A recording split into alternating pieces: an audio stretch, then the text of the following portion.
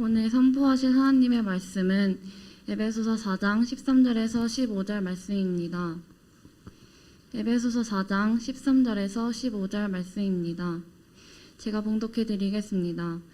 우리가 다 하나님의 아들을 믿는 것과 아는 일에 하나가 되어 온전한 사람을 이루어 그리스도의 장성한 분량이 충만한 데까지 이르리니 이는 우리가 이제부터 어린아이가 되지 아니하여 사람의 속임수와 간사한 유혹에 빠져 온갖 교훈의 풍조에 밀려 요동하지 않게 하려 함이라. 오직 사랑 안에서 참된 것을 하여 범사에 그에게까지 자랄지라. 그는 머리니 곧 그리스도라. 아멘. 아멘.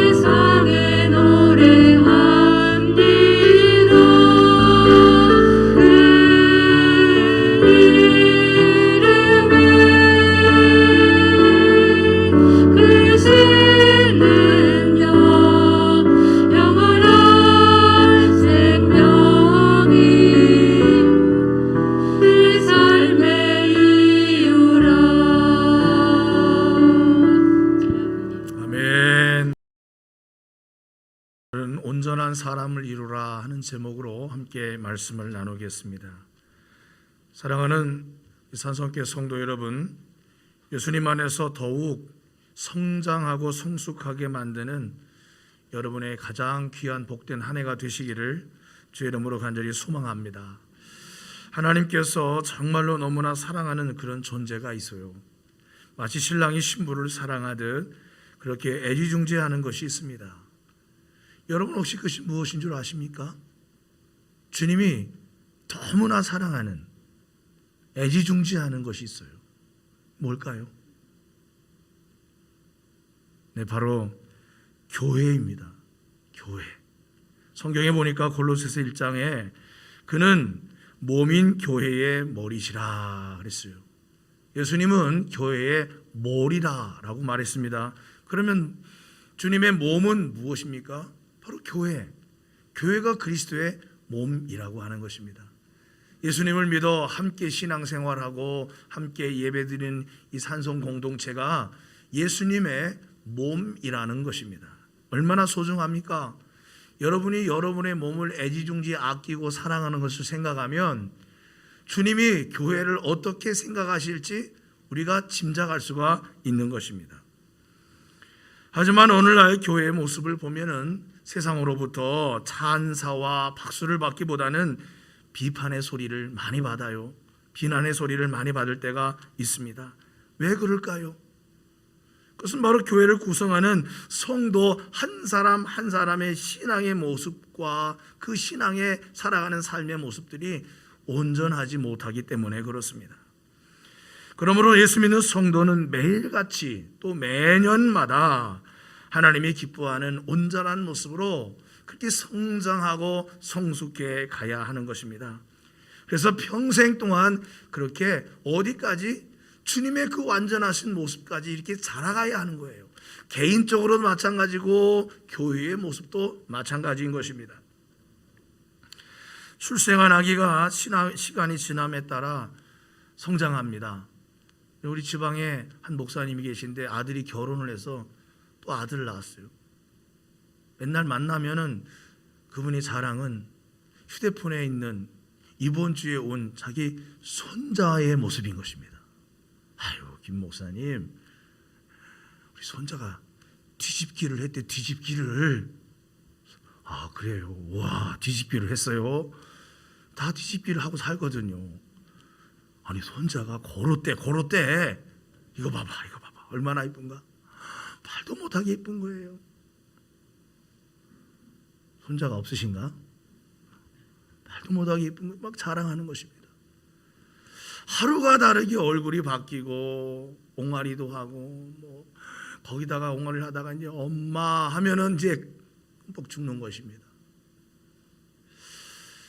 태어난 아기가 자라는 모습을 바라보며 조금씩 성장해 가는 그것, 이게 자녀를 가진 부모의 말할 수 없는 기쁨인 것입니다. 저도 우리 막내 아들놈이 이제 초등학교에 입학을 해요.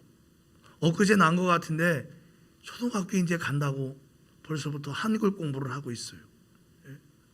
야, 어느새 저렇게 자랐나. 마음 한편으로는 흡족하고 감사한 것입니다. 하나님이 저와 여러분을 볼 때, 우리 교회를 볼 때 이렇게 조금씩 자라고 성숙해지고 예전과는 또 다른 아름다운 모습을 갖춰져 갈 때에 하나님은 말할 수 없는 기쁨이 그 심령 하나님 안에 가득하게 된다는 것입니다. 한번 따라서 해보시죠. 나는 주님의 기쁨이다. 옆에 사람을 보면서 당신도, 빨리 바라보세요. 당신도 주님의 기쁨입니다. 믿습니까? 그래요. 하나님의 기쁨은 바로 다른 누구보다도 하나님의 형상으로 지음받은 우리의 모습 속에 있다 이거예요. 그러므로 올해 여러분의 삶의 나름대로 목표가 다 있으시겠지만은 가장 중요한 것은 주님을 어떻게 하면 닮아갈까? 내 모습 속에서 주님의 모습을 더욱 갖춰져 가는 하나님의 기쁨이 될 수 있는, 그리스도의 장성한 분량까지 자랄 수 있는 올 한 해의 삶이 되시고 우리 교회가 되기를 간절히 축원합니다. 그렇다면 성도된 여러분을 통해 주님의 몸된 교회가 어떻게 온전한 사람의 몸처럼 그렇게 온전한 교회로 발돋움해 갈 수가 있을까요? 첫 번째는 믿는 일과 아는 일에 하나가 되어야 한다 하는 것입니다. 오늘 말씀에도 보면 우리가 다 하나님의 아들을 믿는 것과 아는 일에 하나가 되어라고 그렇게 말씀하고 있습니다. 온전한 사람이란 온전해지려는 성도들이 모인 그 교회의 상태, 그러니까 교회의 영적인 상태는 교회를 구성하고 있는 성도들의 영적인 상태와 무관하지 않아요. 결국 교회를 구성하고 있는 성도들의 신앙의 분량과 신앙의 모습이 곧 그 교회의 모습이라고 말할 수가 있는 것입니다. 그러므로 온전한 사람을 이루어가는 가장 중요한 첫 번째 방법은 뭐냐? 믿는 일과 아는 일이 하나가 되어야 한다는 말인 것입니다. 이게 도대체 무슨 말일까요? 예를 들어 본다면 요즘에 TV를 켜면 매스컴에 대선 주자들의 뉴스가 하루도 빠짐없이 모든 뉴스에 나오고 있습니다. 어떤 대선 주자는 배우자 때문에 요즘 곤혹을 치르고 있어요. 또 어떤 대선 주자는 도시 개발하면서 있었던 그러한 일들 때문에 곤혹을 치르고 있습니다. 그러면서 무슨 그걸 하느냐 마느냐 이런 이야기들이 막 오가고 있습니다. 그래서 우리는 매스컴을 통해서 접했기 때문에 누구는 누구고 누구는 어떻고 이거를 웬만큼 잘 알고 있습니다. 예전에는 몰랐는데 이제는 좀 알아요. 그러나 그 사람하고 나하고는 일면식도 없어요. 그 후보들하고 나하고는 만나서 밥 한 끼 먹은 적이 없어요. 그 사람이 나를 좀 알고 나도 그 사람의 마음이나 삶을 속속들이 아느냐? 그렇지 몰라요. 그냥 매스컴을 통해서 전해들은 정보로만 아는 것입니다. 이것은 안다라고 말할 수가 없다는 거예요. 그러니까 예수님을 믿는 일과 아는 일이 하나가 된다는 것은 내가 믿는 그분을 내 삶을 통해서 겪으면서 살아가는 것을 의미하는 것입니다. 하나님은 살아계신 하나님, 하나님은 나의 주의 구원 되신 하나님, 예수 그리스도는 나의 주님이시고 나의 목자시고, 그런데 내 삶의 모습 속에서 과연 주님을 내 목자로 따르고 주님을 내 삶의 인도자로 섬기고 바라보고 의지하느냐? 우리가 주님의 양이면 주님의 음성을 듣는다고 요한복음 10장에서 말하고 있습니다. 문지기는 그를 위하여 문을 열고 양은 그의 음성을 듣나니 그가 자기 양의 이름을 각각 불러 인도하여 내느니라. 양아 누구야 야 점쟁아 또 아니면 흰둥아 이리 와라 그러면은 또 그 말을 잘 알아듣고 쫓아온다 이 말이에요. 자기 양을 다 내놓은 후에 이제 우리 문을 닫고 앞서가면 양들이 그 주인을, 그 문지기를 졸졸졸 쫓아간다는 것입니다. 왜냐하면 자기들의 주인이라고 알고 있기 때문이에요. 늘 밥을 주지요, 쓰다듬어 주지요, 물을 주지요, 아플 때 병원에 데려가 치료해 주지요. 자기들의 주인인 것을 아니까 그 음성만 들어도 매 하면서 쫓아가는 것입니다. 그런데 타인의 음성은 알지 못하는 거로 타인을 따르지 아니하고 도리어 도망하느니라 그랬습니다. 저와 여러분은 주님의 양입니까? 주님을 우리에게 타인입니까? 우리가 주님의 음성을 듣고 주님이라고 알고 믿는다면 그분을 졸졸 따라간다는 것입니다. 알고 있는 나의 주인이고 나의 목자라고 여기기 때문입니다. 반대로 우리가 주님을 알지만 주님과의 그 진정한 알미 없으면 주님을 따라가지 않으려고 한다는 것입니다. 여러분이 살면서 정말 따르고 쫓으며 목적으로 삼고 있는 것은 무엇입니까? 여러분은 주님과의 깊은 사귐이 있습니까? 무엇을 위해서 살아가는 인생입니까? 정말 주님을 믿을 뿐만 아니라 주님이 내게 어떤 분인지 잘 알고 교제하면서 살아갑니까? 주님과의 사귐이 있어야 성장하고 성숙해지는 사람이 된다는 것입니다. 그래서 믿는 것과 아는 일이 하나가 되어야 한다 하는 것입니다. 저는 고등학교 2학년 때 주님을 이제 믿기 시작했어요. 그런데 놀랍게도 고등학교 1학년 때 하나님의 은혜를 경험하게 되었습니다. 저는 제 자신에게 고등학교 2학년 때부터 예수 믿었다고 생각하지만 고1 때부터 교회는 나가기 시작했어요. 근데 어느 날 고등학교 1학년 때 여름에 저희 가정의 증조 할머님이 돌아가셨어요. 그래서 여름에 이제 장례를 치르러 시골로 갔습니다. 근데 비가 여름이니까 장마철에 얼마나 많이 옵니까? 이제 장례 날이 되어서 상여에다가 할머님을 관을 모시고 이제 장지 산으로 가서 이제 매장을 해야 되는 건데 비가 너무 많이 와가지고 상여가 나갈 수 없는 그런 지경이 되었어요. 그래서 제가 문득 생각하기를 이거 하나님께 내가 기도하면 좋겠다 싶어가지고 마땅히 기도할 장소가 없어서 저희 시골에 가면 그 부엌이 있습니다. 지금은 사라졌지만 예전에 부뚜막이는 부엌이 있었어요. 그래서 그곳에 가서 아무도 없으니까 문을 닫아놓고 부뚜막에 이렇게 올라앉아 무릎을 걸치고 이렇게 엎드리면 딱 소뚜껑이 손으로 잡힙니다. 소뚜껑을 손으로 딱 잡고서 이렇게 이상하게 엉거주춤 엎드려서 기도했어요. 하나님, 우리 증조 할머니가 이렇게 예수님을 믿고 천국에 가려고 하는데 비가 발목을 잡고 있으니 하나님 비를 좀 그쳐주셔서 상여가 나가서 장례를 치르고 이렇게 할 수 있게 좀 은혜를 베풀어 주세요. 하나님 간절히 기도합니다. 길지도 않은 짧은 시간에 그렇지만 정말 마음을 담아 간절하게 기도를 했어요. 그리고 나가서 이제 이런저런 일을 돕고 있는데 비가 그치기 시작을 했습니다. 그래서 상여가 이제 어른들이 짊어지고 이제 산에까지 가서 다 매장을 하고 그리고서는 할머니 영정사진을 들고 집으로 딱 들어오는데 그때 비가 빗방울이 뚝 떨어지면서 제 얼굴에 빗방울이 탁 닿는 순간에 내가 기도했던 생각이 그제서야 나는 거예요. 아이고, 하나님이 나의 기도를 들어주셨구나.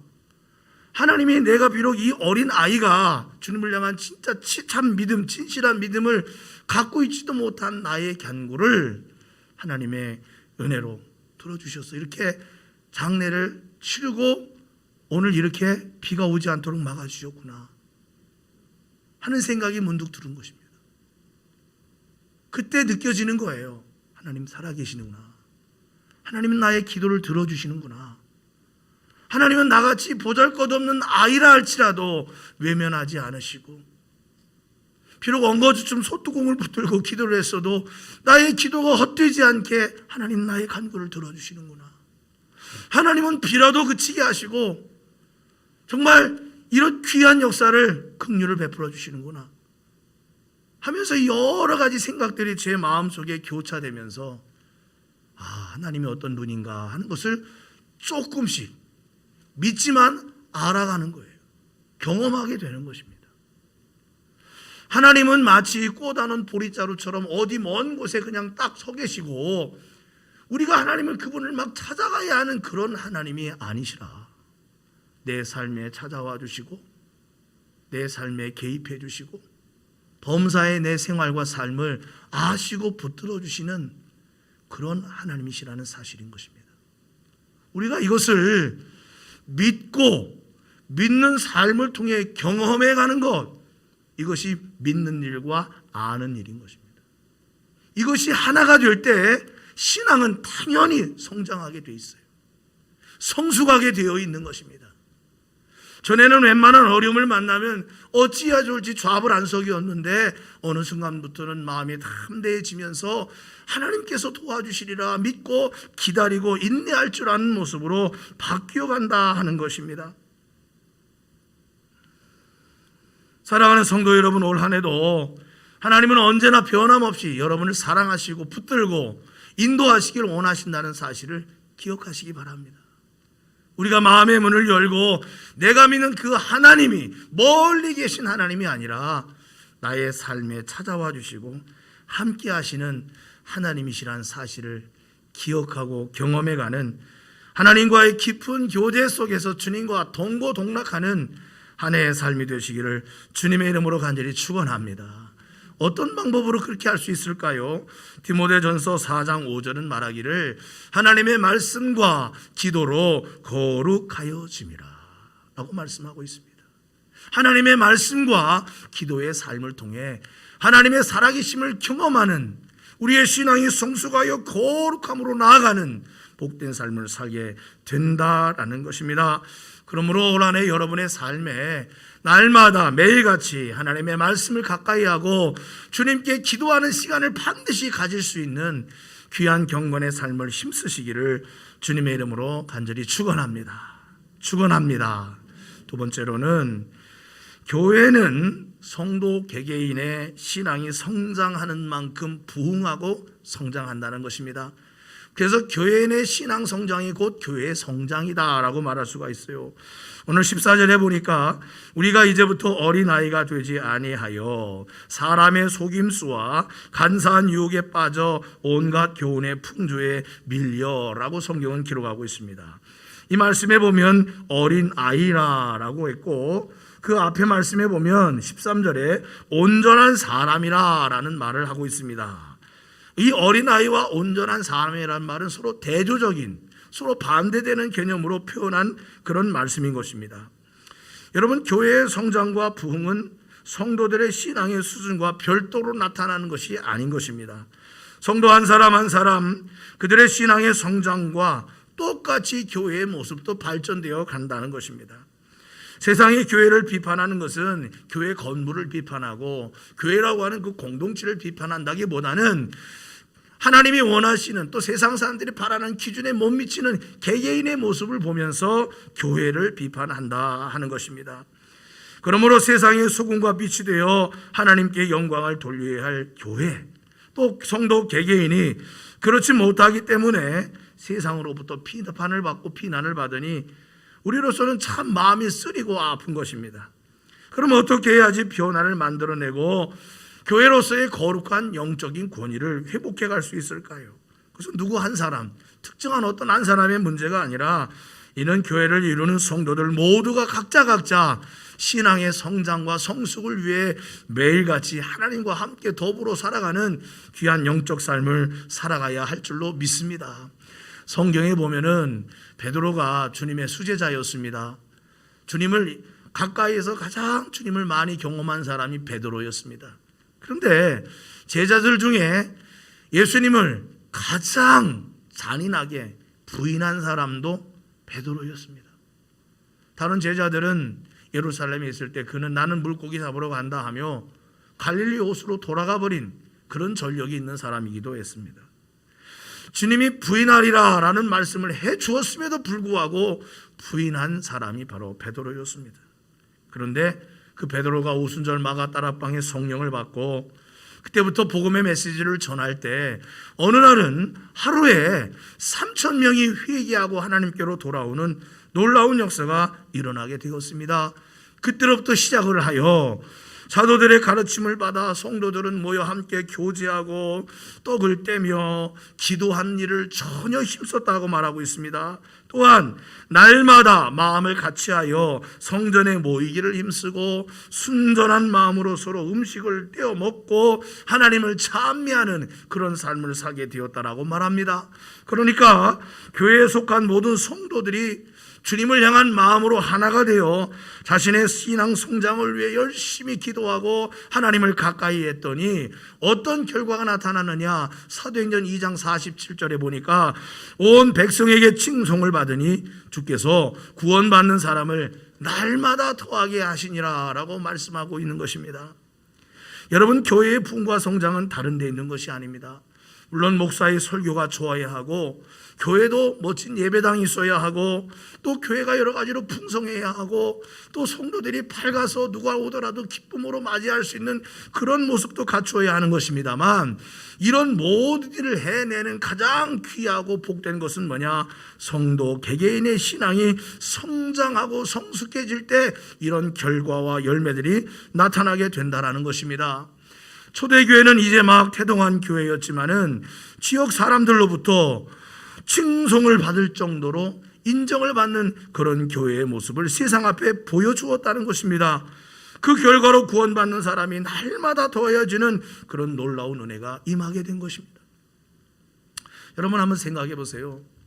교회를 갔는데 아니 교회가 더 싸워? 세상 사람들보다 더 싸워, 막 치고받고. 네가 잘났냐 내가 잘났냐. 교회를 갔는데 아무도 자기한테 다가와 말을 걸어주는 사람이 없어. 아유 반가워요. 잘 지냈어요? 아유 한 주간 어떻게 지냈어요? 아유 보고 싶었습니다. 말 걸어주는 사람이 없어. 또 교회에 갔더니 인상이 다 하나같이 그냥 찌그러져 있어. 밝게 웃는 사람이 없어. 여러분 우리가 어느 음식점에 가도 사실 친절이 반찬인 것입니다. 친절하게 상냥하게 아이고 어서 오세요. 물도 갖다 주고 그러면서 반찬도 이거 좀 더 주세요. 그러면 아이고 더 드리겠습니다 하고 더 주는데 처음 준 것보다 더 많이 줘. 그러면 아유 여기 인심이 좋네 그러면서 또 오고 싶어지는 것입니다. 근데 반찬 좀 더 주세요 그랬더니 깍두기를 더 주세요 했더니 딱 3개만 갖다 줘. 사람은 4명인데 3개 갖다 주면 어떻게 하라는 거야. 그런데 또 어느 식당에 가면 다 셀프야. 셀프 물 셀프 반찬 셀프. 우리 한국 사람들은 물론 요즘엔 이 의식이 나아져가지고 셀프 좋아하지만 누가 이렇게 갖다가 주는 거 부탁을 하면 와서 들어주는 거 이 서비스 업종이잖아요. 그러다 보니까 그런 것들을 좋아해요. 그래서 친절하고 화기애애하고 거기다 음식이 맛있으면 나중에 그 집은 단골이 되는 거예요. 또 가고 싶어지고 또 가고 싶어지고.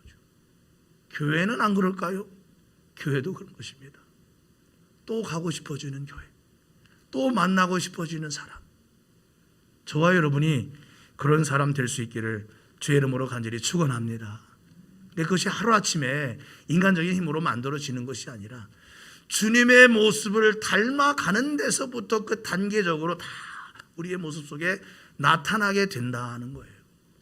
그러므로 우리는 어떻게 해야 됩니까? 디모데전서 4장 15절에 보니까 이 모든 일에 전심전력하여 너희의 성숙함을 모든 사람에게 나타나게 하라 라고 바울은 디모데에게 강조했습니다. 강조가 아니라 명령인 것입니다. 너희의 모습 속에 주님의 향기가 나타나게 해라. 열심히 최선을 다하여 전심전력해라 라고 말하고 있어요. 히브리서 6장 1, 2절 말씀에도 보니까 그러므로 우리가 그리스도의 도의 초보를 버리고 이 초보적인 모습을 버리고 죽은 행실을 회개함과 하나님께 대한 신앙과 세례들과 안수와 죽은 자의 부활과 심판에 관한 영원한 심판에 관한 교훈의 터를 다시 닦지 말고 완전한 대로 나아갈지니라 라고 말하고 있는 것입니다. 완전한 대로 나아가라는 것은 뭐예요? 이러한 하나님의 거룩한 약속들을 신뢰하고 그렇게 준비하고 그렇게 살아가는 인생이 될 수 있도록 성숙하고 발전되어가는 과정으로 점점점 성숙해 가라고 히브리서 기자는 우리에게 말해주고 있는 것입니다. 그러므로 여러분의 신앙이 성장하고 성숙해질수록 우리 산성교회는 더욱 온전한 주님의 모습, 온전한 사람의 모습을 갖추어가는 성숙한 교회, 복된 교회, 하나님께서 기뻐하시는 교회로 발돋움해 간다는 사실을 기억하시고 올 한 해 우리의 모습 속에 아직도 초보적인 모습, 이 믿음에서 벗어나 사람들로부터 칭송받고 칭찬받을 수 있는 믿음의 열매가 풍성해지는 우리의 신앙생활이 될 수 있기를 간절히 소망합니다. 마지막 3번째로 모든 진리를 추구할 때는 사랑과 함께 가야 한다 하는 것입니다. 여러분 기차를 보세요. 기차가 쫙 갈 때 아무리 빠른 기차도 선로가 있어야만 갈 수가 있어요. KTX가 아무리 300km 빨라도 기차 선로가 있어야 가는 것입니다. 다시 말해 진리의 말씀은 사랑이라고 하는 선로를 업고서 간다는 것입니다. 만약에 사랑이 없이 공의와 진리만을 추구할 때 이것은 하나의 비판이 되지 진정한 사랑의 열매를 맺지 못한다는 것입니다. 그래서 오늘 15절 말씀에도 보면 오직 사랑 안에서 참된 것을 하여 범사에 그에게까지 자랄지라 라고 말을 했어요. 여러분 어떤 사람이 교회를 비판할 수 있습니다. 아유 교회는 이렇고 저렇고 다 비판할 수 있어요. 교회를 다니는 사람도 교회를 비판하는 사람들이 있으니까요. 근데 묻고 싶은 것입니다. 교회를 정말 얼만큼 사랑하는지, 사랑하여 예배도 함께 나오고 함께 어울리고 함께 기도하고 함께 눈물 흘리고 함께 땀을 흘리고 그렇게 하고 있는지, 사랑을 하지 않으면서 진리를 추구할 때 이것은 비판이 되는 것입니다. 그러나 사랑이 동반될 때 그것은 헌신이 되는 것입니다. 우리의 삶이 이렇게 비판을 가하는 삶이 아니라 사랑의 마음이라고 하는, 사랑이라고 하는 선로를 따라 진리를 추구해 갈 때 성장과 빛된 역사가 나타나는 것입니다. 어느 교회 집사님이 한 달에 한 번씩 고아원에 다니면서 봉사를 했어요. 열심히 아침에 가서 저녁 늦게까지 봉사를 합니다.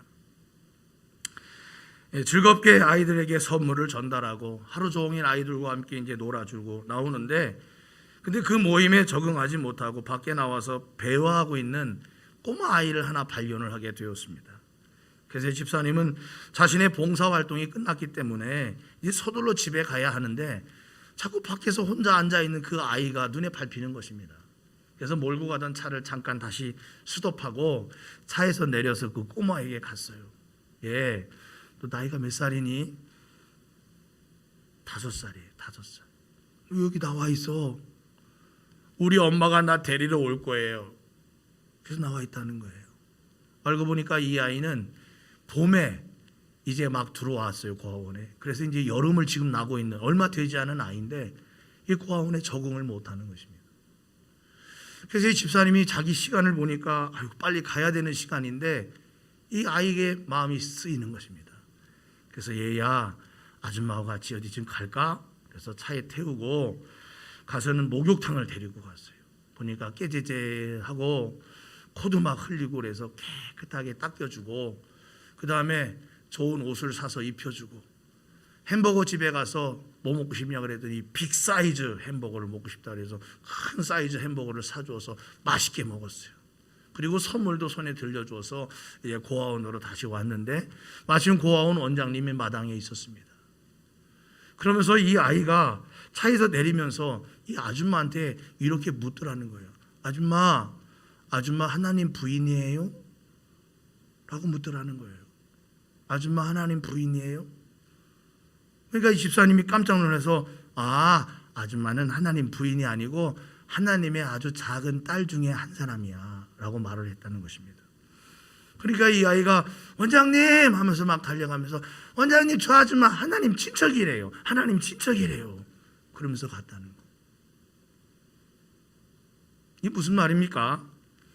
예수님을 닮은 성도의 모습이 나타날 때 이것을 가장 먼저 알아보는 사람은 세상 사람들입니다. 내 주변에 믿지 않는 사람들이 나를 보고 내 모습을 보고 하나님의 사람이다 하는 것을 알아준다는 것입니다. 아브라함이 가나안 땅에 정착할 때 그 땅에 있었던 사람들이 아브라함을 당신은 하나님의 사자다라고 인정했어요. 살아가는 삶의 방식과 모습이 보통 세상 사람들과 다르기 때문에 그런 것입니다.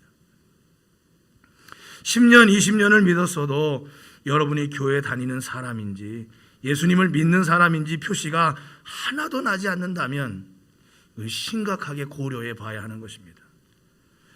교회는 가지만 그리스도의 장성한 분량이 충만한 것은 고사하고 내 삶의 가치관이 여전히 세상에 있기 때문입니다.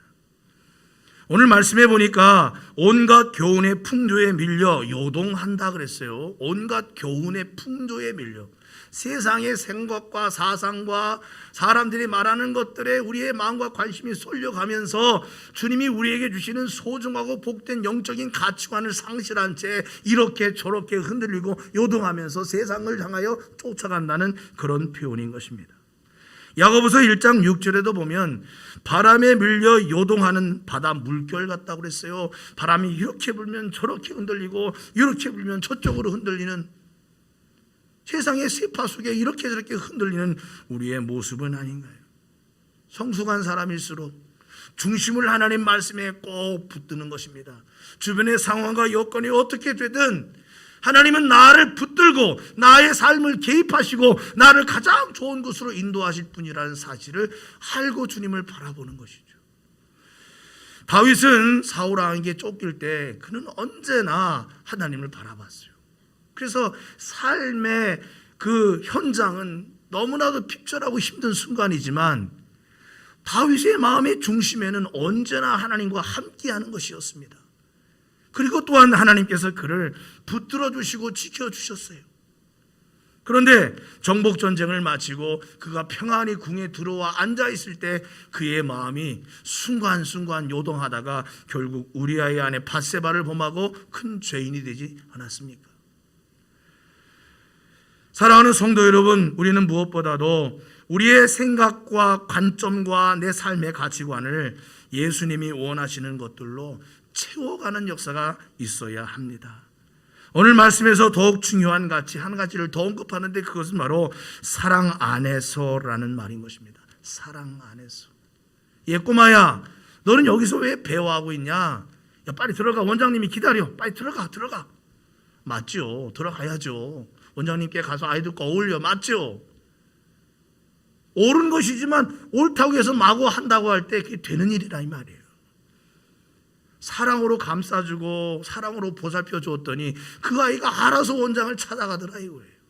사랑이란 이처럼 진리를 추구하게 만드는 원동력인 것입니다.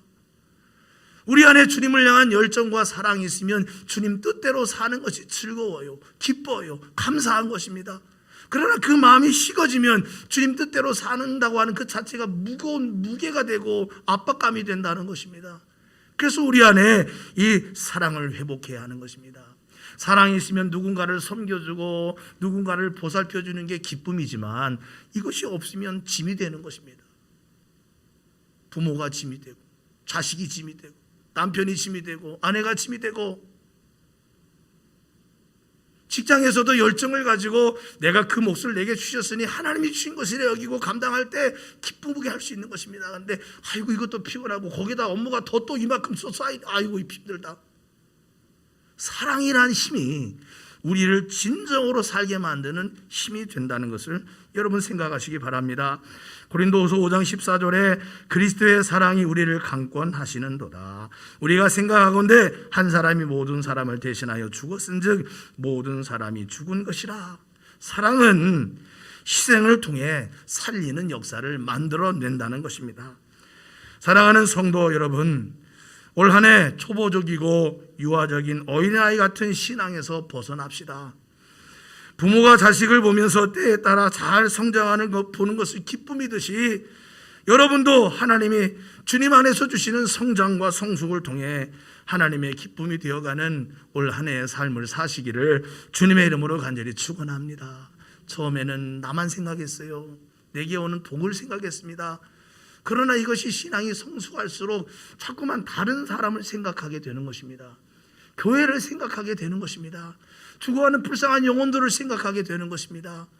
우리의 마음이 사랑으로 이렇게 넘쳐나고 자꾸 우리의 시선이 다른 사람, 다른 이 교회, 세상을 향하여 옮겨지게 될 때 이것은 성숙하고 있다는 증거라고 말할 수 있는 것입니다. 세 가지를 말씀드렸습니다. 주님과의 깊은 사귐이 있기를 바랍니다. 믿는 것에 그치지 말고 주님을 경험하는 삶을 사시기를 주의 이름으로 간절히 축원합니다. 그것은 지극히 아주 작은 일에서부터 시작이 되는 것입니다.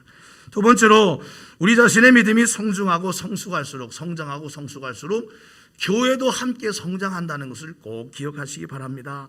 세 번째로 가치관의 변화와 더불어 우리가 이 모든 일을 사랑으로 행하며 살아갈 때 그것이 능력이 되고 하나님의 큰 기쁨이 된다는 것을 기억하시고 우리 모두 한번 따라서 해보십시오. 나는 온전한 사람이 되리라.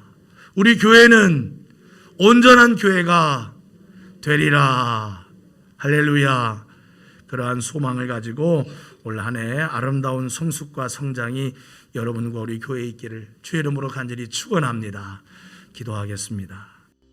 이제는 우리 주 예수 그리스도의 은혜와 하나님 아버지의 크고 넓으신 사랑하심과 성령님의 역사하시고 인도하시는 귀한 은총이 하나님의 사람으로 더욱 성숙하며 성장해 가기를 소망하는 마음을 담고 돌아가는 사랑하는 모든 성도들 각 심령마다 사랑하는 저들의 인생과 발걸음 속에 가정 후에 일터 후에 그리고 이 나라와 민족 세계 열방 가운데 이제로부터 영원토록 함께하여 주시기를 간절히 축원하옵나이다.